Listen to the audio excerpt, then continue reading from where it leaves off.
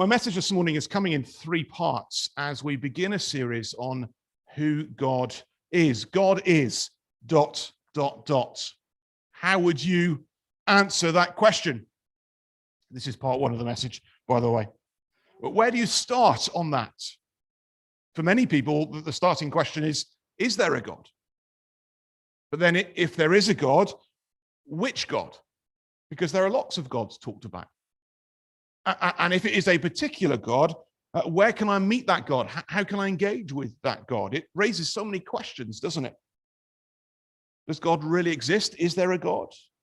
Which one? And sooner or later, all conversations about life and the meaning of life and whether we are religious or not come back to this question. What's fascinating with the Bible is that it never argues for the existence of God. There is no page in the Bible which is trying to demonstrate that God is. Actually, the Bible begins, in the beginning, God created the heavens and the earth. The Bible speaks of God being there, right at the beginning. It's as if God is saying, I'm here, I'm talking to you, engage with me. And right from the start of the Bible, it confronts us with the fact that God exists, that he made the world in which we live, and that we are his people. We are all accountable to him. He's made us. So when we state as Christians what we believe about anything, we must begin by saying something about God. And for any of us to understand life, we have to take a decision about God. Is he there? Is he not there? Which God is it? How do we relate to him? Now, the challenge for us as Christians is, in trying to say something about God, is that God has revealed himself to us in the Bible, which is a very big book. A very big book with lots of truth contained in it. It's all true, in case you're hearing that differently, but there's lots of stuff in the Bible. So how on earth do you begin to summarize or explain who God is? If someone asks you on the street, which God do you follow? What's he like? Where do you start? How do you do that? So as Christians, we try to summarize something of who God is, even though we can't possibly say everything about who he is. In fact, our minds, because we are human, can't grasp the wonder of how great God is. Nevertheless, God has revealed himself. Everything we need to know about him is contained in his book, and we can learn about things from his world around us. And so as Christians, down through the ages, we've attempted to make summary statements of who God is. So as a church, we have a statement of faith, a summary of the things that we believe, and we try in a paragraph or so say the key things about who God is. And so Phil's going to put it on the screen for us. This is what's in our statement of faith. There is one God who exists eternally in 3 distinct but equal persons, the Father, the Son, the Spirit. God is unchangeable in his holiness, justice, wisdom, and love. He is the almighty creator, savior, and judge who sustains and governs all things according to his sovereign will for his own glory. That's a good summary. It's a fairly similar summary to what you'll find on many churches' statements of faith, trying to capture the main truths about who God is into a manageable, bite-sized chunk. These are truths that Christians have worked out over the generations as they've read the Bible, as they've been confronted with questions, as they've tried to understand who God is from his revelation. They've tested their statements against God's word, and they've come up with these sorts of summaries. These are the sorts of things we need to know about God if we're going to know him. And that's true. It's really helpful. And just as we begin this morning, I want to quickly highlight 2 of them here. And that is that there is one God who exists eternally. I'm going to break this down over the coming weeks. The Bible's very clear about this. Deuteronomy chapter 6, verse 4, Hear, O Israel, the Lord our God, the Lord is one. There's only one true God. Now, clearly, down through the years, lots of different gods have been worshipped. You go to some countries and they'll worship lots of gods at the same time. Or there are lots of different versions of God, apparently. But the Bible says, no, there's only one true and living God. All other versions are false, are wrong. So God in the Old Testament, Isaiah 44, verse 6 says, This is what the Lord says, Israel's King and Redeemer, the Lord Almighty, I am the first and I am the last. Apart from me, there is no other God. Isaiah 45, verse 6. So from the rising of the sun to the place of its setting, people may know there is none besides me. I am the Lord, and there is no other. And then in the New Testament, as Paul is speaking about how people have become followers of Jesus, in 1 Thessalonians 1, verse 9, they tell you how they turn to God from idols to serve the living and true God. So the God the Bible introduces us to is the only God. There's only one true God. And the Bible says that he exists eternally. God himself said, I am the first and I am the last. There was never a time in the past when the true and living God did not exist. And there'll be never a time in the future when he won't exist. Psalm 90, verse 2, before the mountains were born or you brought forth the whole world, from everlasting to everlasting, you are God. Now just try and think about that for a moment and your brain will hurt. Can you imagine going back and back and back and back and back and never stopping? We've had my granddaughter with us this week, which we've really enjoyed. And we've had lots of stories swapped with Kerry about what she was like at that age. And I can remember back to Kerry as a 7-year-old, not as a baby, but Jane was sharing those stories. I can remember back to when I was a child. I can't remember back. I can try and imagine back further. But to keep going back and never stop, it's incredible, isn't it? God has always been. There's one eternal God. And those are truths that are contained in the Bible. They're really important truths. They're very true and necessary to know. But what I want to do this morning and through the next few weeks is try and take our understanding of God a step further, because the God of the Bible didn't give us a systematic summary of who he is. We've had to work at these paragraphs because God didn't choose to put them in the Bible. Isn't that fascinating? He didn't say, right, here's a section where I'll summarize for you in systematic form who I am. Actually, God gave us a book which is the story of his relationship with our world. It's the story of his relationship with human beings. And it's a story that he invites you and I to be part of in knowing him. And be very clear, when I say story, I'm not saying made up. Okay? We tell stories that are true, don't we? It's God's true story of his dealings with our world and with us. And so what we can encounter in the Bible is not a textbook breaking down the constituent parts of what God is, not a scientific manual of describing the parts of God, but an encounter with a God who is to be known and related to. And actually, the God of the Bible frequently surprises us. There's lots of stories you read in the Bible, and you end up scratching your head and think, "Oh, I wasn't expecting that." Do you think if we took a poll of Christians who've had some sort of theological education, and we asked, what is God like? They would come out with answers like these, because they're clever people. They use the posh answers. Omniscient, God knows everything. Omnipotent, God's all-powerful. Omnipresent, God's everywhere. Sovereign, he's in control. Unchanging, eternal, creator, all those sorts of big words.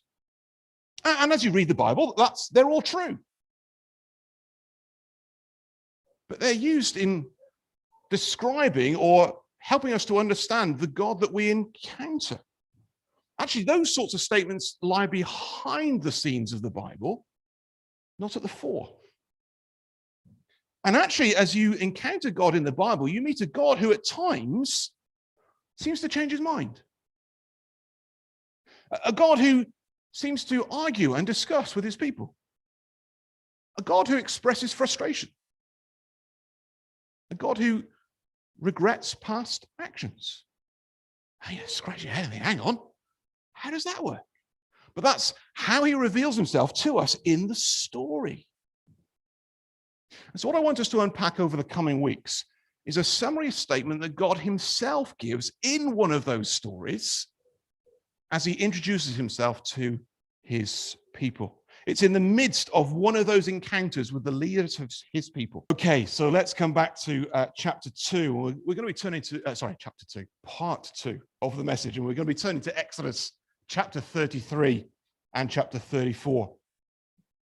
And let me just set the context for this passage. That the one eternal God that we've just been thinking about has just rescued his people Israel from slavery in Egypt. He's done that by working some miraculous displays of his power, proving himself against all the Egyptian deities. All the plagues that he uses were things that the Egyptians had used to represent their gods. And God showed the one true God that he's the only God. And he'd used those plagues to show the superpower of the day, Egypt, and that they weren't in control and they had to let his people go. He then led his people out of Egypt across the Red Sea. The people had water in front of them, mountains either side. The Egyptian king had changed his mind. He was chasing them from behind, and God separated the waters, and all the people had walked across on dry land. Quite remarkable. And then God had made clear that he was present with the people with a big sign. In the day, there was a big pillar of cloud. And at night, there was a big pillar of fire. They knew he was there. He was showing his presence. And then he brought them to Mount Sinai. And there he entered into a special relationship with them. It's called a covenant. A bit like a married relationship, promising himself to them as they promised themselves to him. Promised that he'd give them a land to live in, that they would be his people and he would be their God. And as part of that agreement, they were to agree to live in ways that reflected God's character. They were to love God and they were to love each other.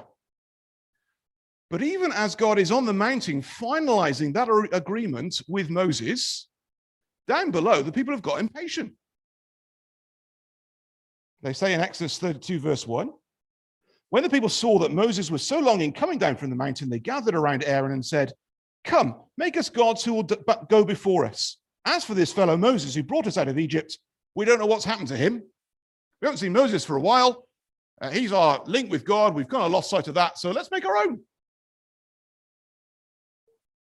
Now, the first two things that God had said in the arrangement of this new relationship was, don't worship any other gods and don't make any likeness of me to try and worship me in that way. And so the people now make a golden calf and say, this is the God that's rescued us. Bizarre, isn't it? And so Moses has come down from the mountain and he's had to sort all this out.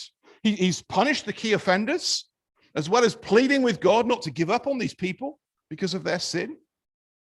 And we now pick up on the conversation between Moses and God in the aftermath of all these events. And the words are on the screen. Exodus 33, verse 12, through to 34, verse 17. Moses said to the Lord, "You have been telling me, lead these people, but you have not let me know whom you will send with me.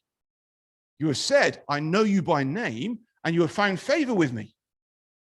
If you are pleased with me, teach me your ways, so I may know you and continue to find favor with you.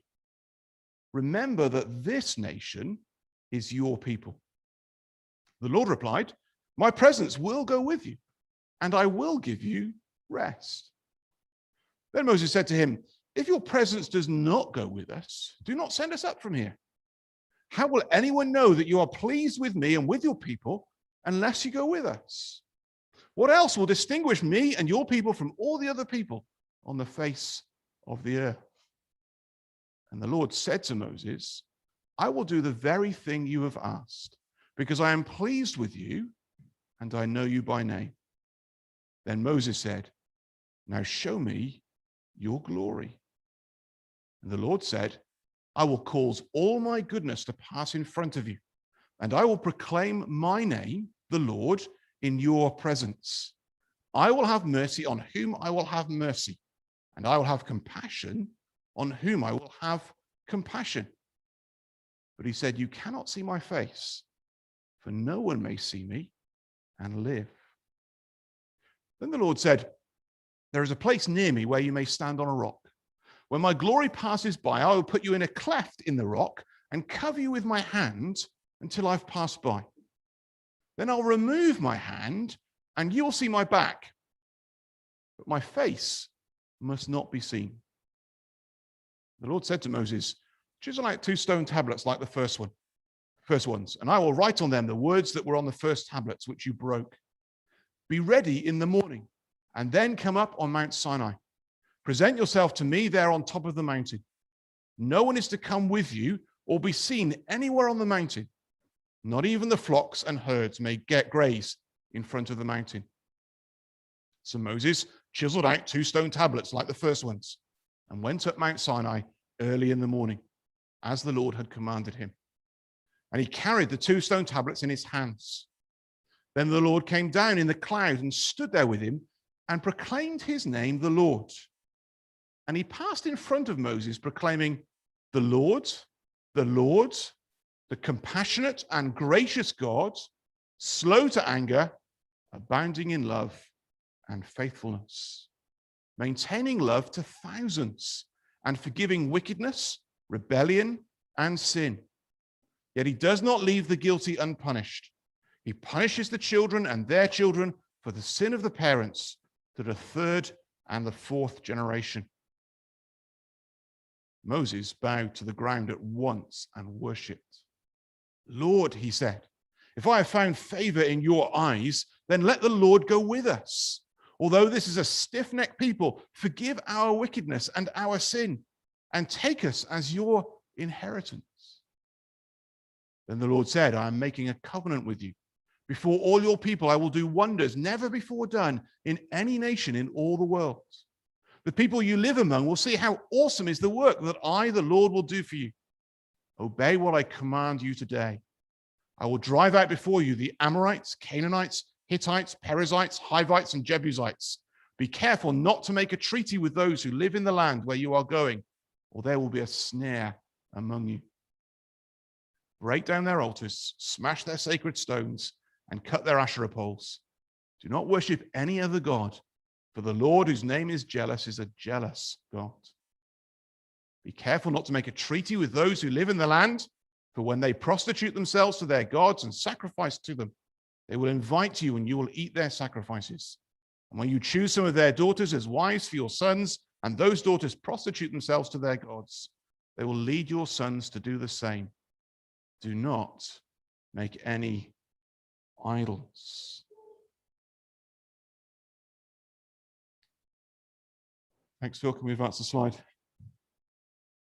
So this is message part 2, God's self-description.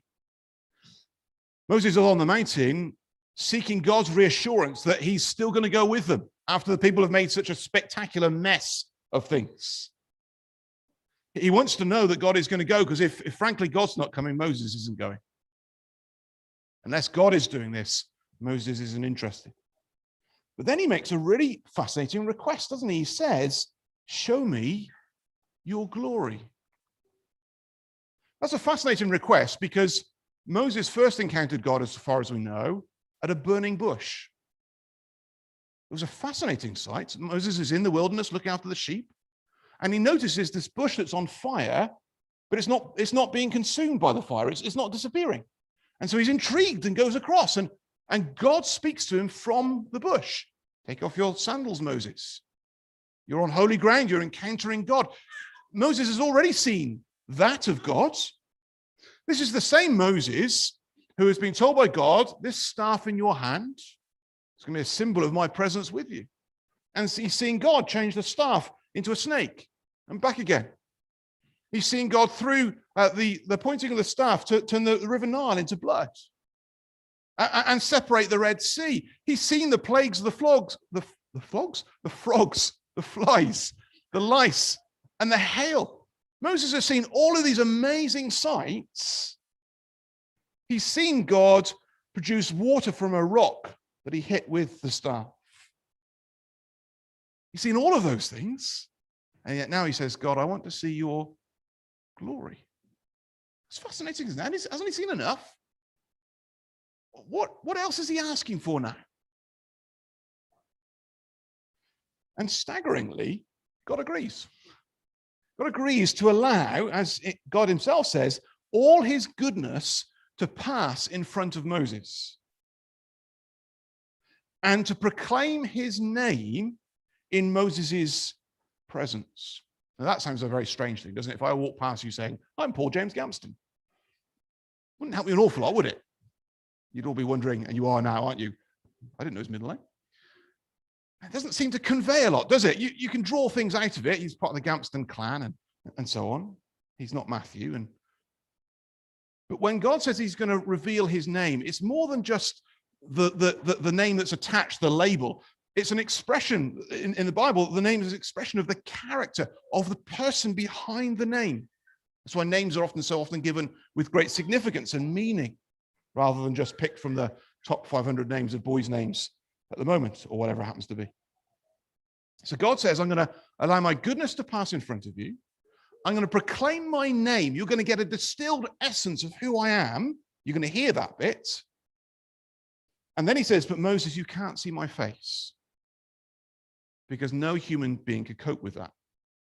You would be totally overwhelmed. It's almost as though he's saying, look, if you were to stare into the midday sun, you would get a sense of its glory and it would burn you up. You wouldn't be able to see again afterwards, and you'd be crippled for life. You can't cope with the glory of the sun, and you can't meet me like that either. It's too much. But I'm going to let you see my back. Now, again, this is hard for us, isn't it? If I stood like this and preached, well, some of you are appreciating that's better. But anyway, you lose out, don't you? You kind of feel, what's going on here when he says, I'll allow you to see my back? It's almost as though he's saying, look, Moses, you can't know me in this direct, face-to-face confrontational way. It's just too much. But I'll be revealed as you see, as I've passed, what I've done. You'll see the aftermath of my passing. You'll see the revelation of me in my actions and in the impact that I've had as I've passed. That's helpful for us, isn't it? Often in the stories in the Bible, that we see the impact of God's acting rather than being able to see him face to face. But the impact shows us the character of God. And so Moses says, God says to Moses, this is also awesome. This is also almost dangerous, that I'm actually going to hide you in a cleft of the rock so that you're not overwhelmed by this experience. But more than that, I'm going to shield you with my own hand. I'm going to protect you, Moses, in your weakness, in your encounter with my glory, to ensure that you're not consumed by meeting with me. That's remarkable, isn't it? The tenderness of God here. But at the heart of all of this, God is going to declare his name. He's going to summarize who he is. Now, poor old Moses, it's just going to be a totally overwhelming experience, isn't it? Can you imagine just standing there and seeing the glory of God, God's goodness pass by and being shielded by his hand, and this whole overwhelming experience, but your ears are open. What is God going to say? What is the name of God? Who is God? What's he like? What does he want me to know? What's the essence that I've got to capture of who God is? Now, if you could write that statement, what would be in it? It's fascinating, isn't it? That as Christians down through the years, we've tried to write these summary statements of all these things about God. But what does God put in his own summary statements? Can we have the words on the screen, Phil, from Exodus 34? No, sorry. Are they not embedded into the sermon points? Next one. There we go. The Lord, here it comes, the compassionate and gracious God, slow to anger, abounding in love and faithfulness, maintaining love to thousands, and forgiving wickedness, rebellion, and sin. Yet he does not leave the guilty unpunished. He punishes the children and their children for the sin of the parents to the third and the fourth generation. Here is God's summary of himself, and he's giving it to the leader of a people who have just fouled up big time. At the point where God is entering into a special relationship where they can know him and be his people, they've turned from him and made their own God. And it's all been patched up. The wicked have been punished. Moses has interceded so that God won't abandon the people. But this is the revelation that God gives to those people there. Can we just stop and read it all together? Because we really need to allow this to sink in. So those in the room here with me can read out loud. Those at home can read out loud or not if they don't want to, because I won't know. But anyway, let's read. The Lord, the compassionate and gracious God, slow to anger, abounding in love and faithfulness, maintaining love to thousands, and forgiving wickedness, rebellion, and sin. Yet he does not leave the guilty unpunished. He punishes the children and their children for the sin of the parents to the third and fourth generation. Now, this is not everything there is to say about God, because God's given us all of this. The whole book, with all the stories and all the other details. But here is God saying, here's my name. Here's this intimate revelation of God to his people. And this is what he is like. And what we're going to seek to do over the next 5 weeks is unpack this statement. But just pause for a moment this morning before we get into any of the details of the words used. Can you spot a dilemma here? Can you spot a difficulty in God's self-definition of who he is?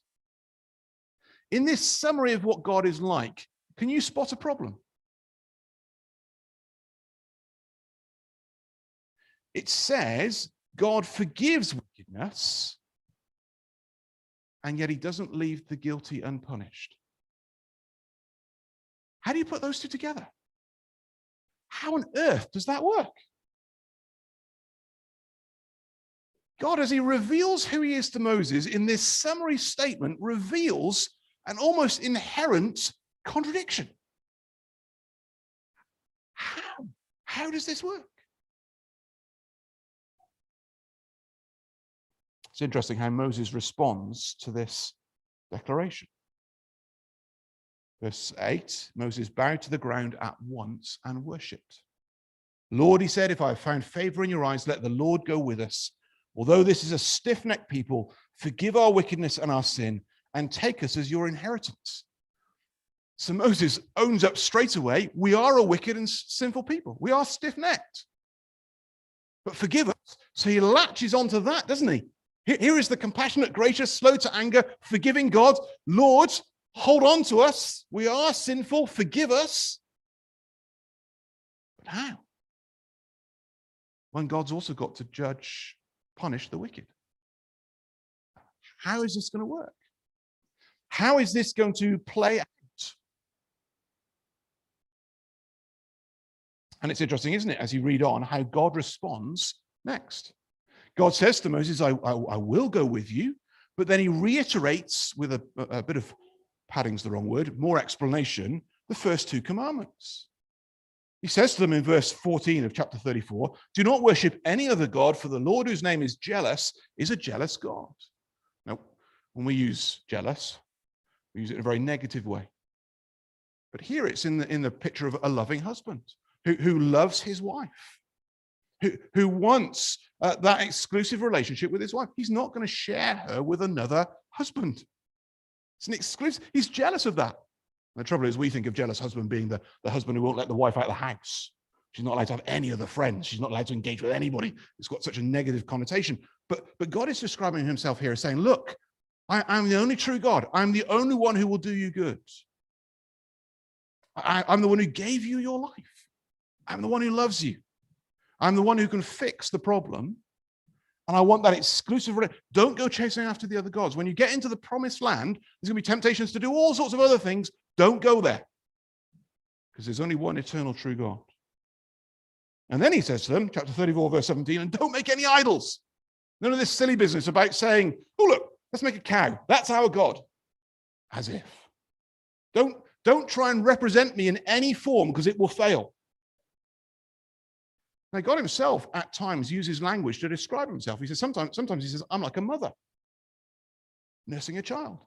But if you try and bring God down just to being a mother, you miss out all the other things. If you try and represent him in any one image, it fails. You can't do it. So God is saying to these people who Moses is acknowledging their sinfulness, you need to relate to me, who I really am, not what you think I am or what you make up. Don't get chasing after any other versions of God that aren't true. Don't make up your own versions of me, which aren't true.